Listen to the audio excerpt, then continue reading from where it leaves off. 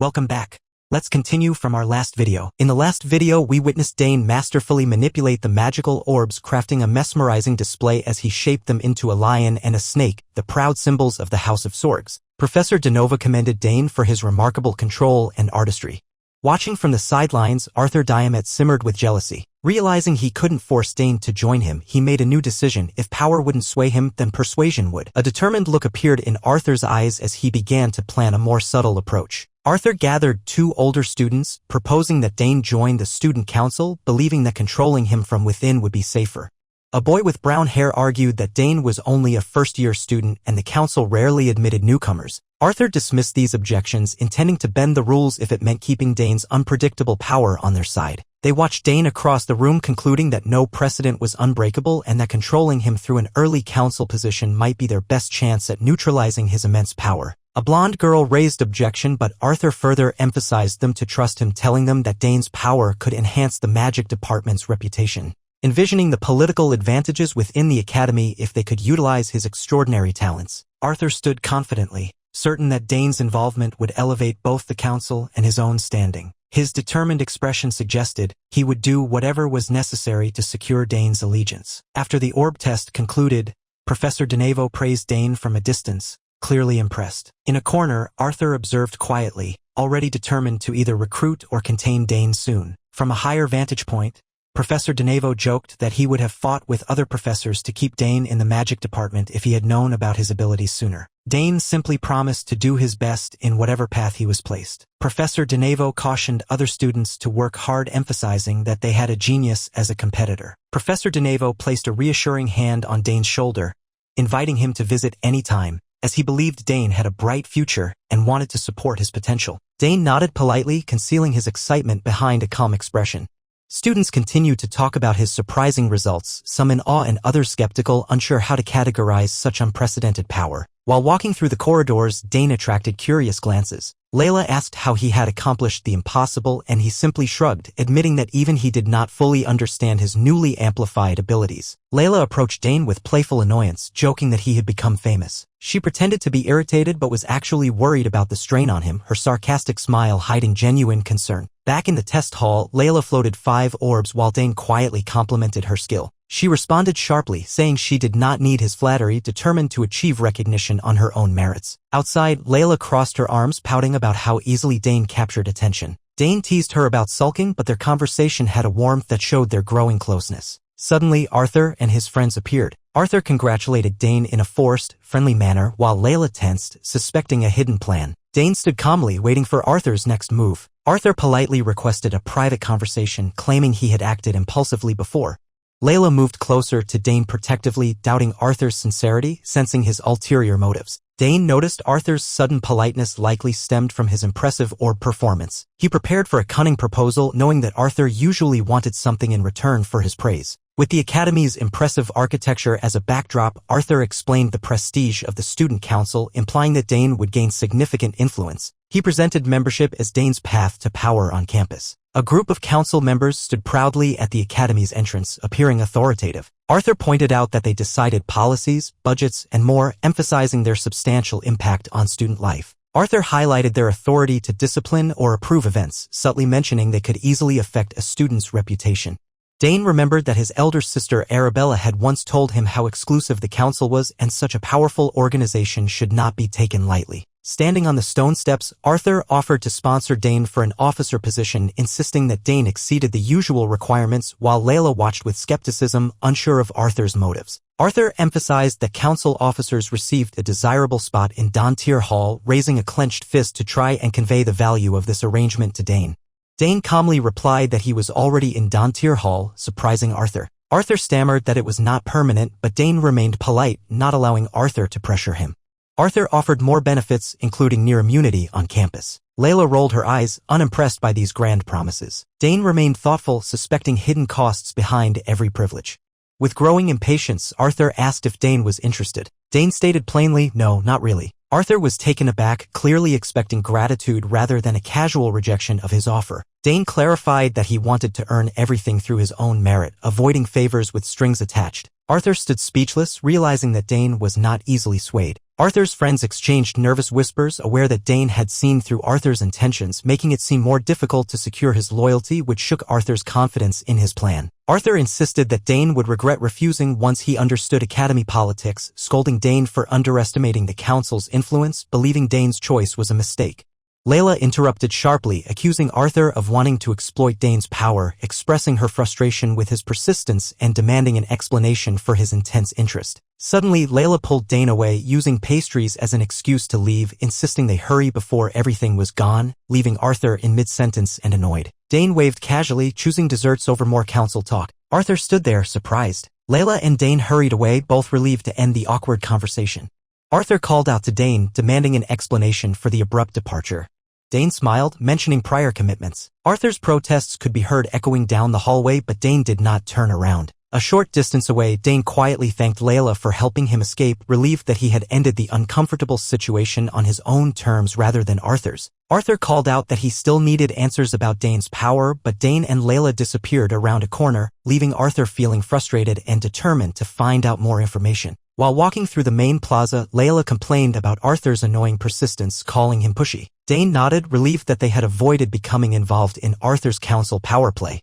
Dane thanked Layla for helping him avoid the offer. She seemed upset, feeling ignored by Arthur, who had focused entirely on Dane. Dane realized she was annoyed about feeling invisible and jokingly teased her, amused that her real issue was not being invited to the council scheme itself. Layla admitted that Dane's power was extraordinary, referring to his impressive orb display, and although she was proud of him, she longed to stand out on her own, wishing her magic could be just as remarkable. In a lavish lounge, Professor Denevo and Arthur discussed Dane's explosive potential. Denevo mentioned the boundless nature of magic, yet Dane's raw power seemed limitless. Arthur sat in surprised silence, considering the possibility that Dane could become truly unstoppable in the future. Denevo stated that it was too early to draw conclusions, but Dane's potential was undeniable. Arthur realized he needed to secure Dane's assistance before this prodigy became too powerful to influence. Arthur's eyes widened and he began to sweat as he imagined Dane becoming more powerful than any known mage. A long silence followed as both men considered how the Academy's balance of power might change with Dane's growth. In a small office, Denevo instructed Arthur to ensure that Dane remained aligned with the magic department. Arthur nodded grimly, disliking these instructions but acknowledging the professor's authority. Outside, Arthur was annoyed at being tasked with managing Dane while also dealing with his own jealousy. The professor's manipulations added to his frustration, leaving him feeling bitter and resentful. His mind replayed Dane's dazzling orb display in the shape of the House Sogres crest, sparking a mixture of awe and anger. Arthur could not forget the memory of that grand triumph. Arthur slumped onto a comfortable sofa, torn between trying to surpass Dane and obeying Denevo's orders. He prepared for a difficult struggle, uncertain how to approach the significant challenge. Professor Denevo wiped his forehead, wondering if Dane had learned secrets from Arabella. He resolved not to let Dane escape, believing the magic department needed such a talented student. Arthur asked again for a recommendation letter with some hesitation. Denevo dismissed his request, stating it was not the right time. Arthur's frustration grew, feeling that the professor wanted to keep him there while prioritizing Dane. Denevo reminded Arthur that he had 2 years remaining and promised that Towers would recruit him. Arthur remembered the same promise from the previous year, suspecting it was just another tactic to keep him around. Denevo smiled knowingly, suggesting that if Arthur joined a tower now, the magic department would lose a valuable asset. Arthur realized that the professor intended to control both his future and Dane's development. A memory flashed of Denevo canceling 2 magic tower invitations for Arthur. Bitterness filled Arthur as he acknowledged that the professor's manipulations had always restricted him. Nevertheless, Arthur decided that he would personally try to influence Dane. Denevo gave him this responsibility with a slight grin. Arthur pretended to agree, but a flicker in his eyes revealed his deeper determination. Arthur looked down, aware that his entire future depended on Denevo's favor. He disliked this situation but could not openly rebel. Denevo chuckled, pleased as Arthur muttered quietly, "Same old man." Their strained relationship was evident, with pride clashing against authority, and now Dane's abilities further complicated matters. Elsewhere, in a busy hallway, Dane and Layla moved through the crowd of eager club recruiters. Dane wondered why there were so many people. Layla explained that clubs were scrambling for members to avoid being disbanded. Dane held various prizes he had collected from different events, admitting he had never joined so many activities before. Layla felt a bit overwhelmed but happy, pointing out that the free items would be useful. They sorted through their winnings, which included Mona stones, meal coupons, and other tokens that sparkled under the lantern light, showcasing the Academy's generosity to participants. Dane smiled, enjoying these unexpected rewards. Hidden beneath some coupons, Dane discovered a sealed scroll that looked like a treasure map. Layla's eyes widened with interest. Both were intrigued by this sudden mystery among their simpler prizes. Layla examined the scroll, confirming that it came from Arkender Auction House, a blind auction. The unbroken seal suggested that no one had opened it, increasing their excitement about its potential secrets. She mentioned that Arkender only sold genuine, exotic items. Her interest grew as she imagined the hidden wonders this map might reveal within the extensive Academy grounds. Dane recalled his father praising Arkender Auction House for its unique relics. A smile spread across his face as he suspected the scroll might lead to something extraordinary, or at least a good adventure. He imagined legendary treasures, remembering that Arkender Auction House never dealt in fakes. If the scroll was authentic, it could be incredibly valuable or dangerously tempting. Layla pointed to the golden seal, marveling that it was still intact. This heightened their anticipation, suggesting they might be the first to see any hidden Academy secrets inside. She called it an Academy treasure map, recalling rumors of ancient chambers and relics. Dane, with his arms full of prizes, became excited at the idea of a secret campus quest. Dane imagined telling Ernest, their friend who loved adventures, all about this discovery, smiling as he clutched the scroll, certain they were on the verge of a new chapter within the Academy walls. Morning sunlight illuminated the deer halls. Towering spires and shiny blue roofs overlooked neat gardens and fountains below this main education hub, impressing everyone heading in for lessons. Dane, among the new students, focused on Demetra Hall's massive front. While others chatted, he thought that Imperial History class here might be familiar to him. Dane smiled, remembering his butler's thorough lessons. The neatly trimmed hedges and lavender blossoms did not intimidate him. He felt refreshed by the morning air and completely ready for classes. Suddenly, Ernest called out a friendly greeting, rushing over the stone path. He was happy they had Imperial History together. Both talked cheerfully and walked towards Deuter Hall for class. Ernest, wearing his bright orange cloak, beamed as he explained that every first-year student had to take Imperial History. He was secretly glad to have bumped into Dane and confirmed they would study together. Dane patted Ernest's shoulder, pleased that he had recovered from their previous incident. Ernest insisted he was fine but hinted that there was more happening than he could currently reveal. The courtyard's columns and fluttering banners created an impressive scene. Dane, looking thoughtful, told Ernest that there was something important he needed to discuss. Sunlit marble and bustling students completed the lively atmosphere. Dane was about to share his news when someone shouted, questioning if Ernest was who they thought. A group of older students stopped and stared curiously. Ernest's stomach tightened with worry. Ernest's eyes widened, his mood changing suddenly from cheerful to anxious. Dane noticed this fear, puzzled by the sudden shift. Something significant must have upset Ernest. A tall, red-haired upperclassman walked over, speaking casually but with an air of authority. He greeted Ernest like an old friend, yet Ernest's stiff posture clearly indicated a negative history between them. Ernest's face showed fear, his pupils widening as if he were reliving a bad memory. The atmosphere seemed to darken, reflecting the dread that enveloped him. Through Dane's perspective, Ernest looked like someone deeply traumatized. The intense fear radiating from him made Dane determined to defend his friend against whatever past issue was resurfacing. Sunbeams filled the courtyard as Ernest nervously greeted Braun. Braun, appearing offended that Ernest had not mentioned Dane, sensed a significant conflict. This was not a friendly reunion but something more serious. Braun stood over Ernest, patting his head condescendingly. He mocked Ernest's enrollment, recalling him as a shy child. Ernest trembled, muttering apologies under Braun's intimidating gaze. Dane stood nearby, concern evident on his face, but held back to observe Ernest's response. Perfectly trimmed lawns surrounded them, contrasting with the tense and uneasy moment. Braun wasted no time in ordering Ernest to do an errand. Ernest, surprised, asked if he should skip class. Braun's harsh tone and firm grip on Ernest's arm revealed his controlling nature.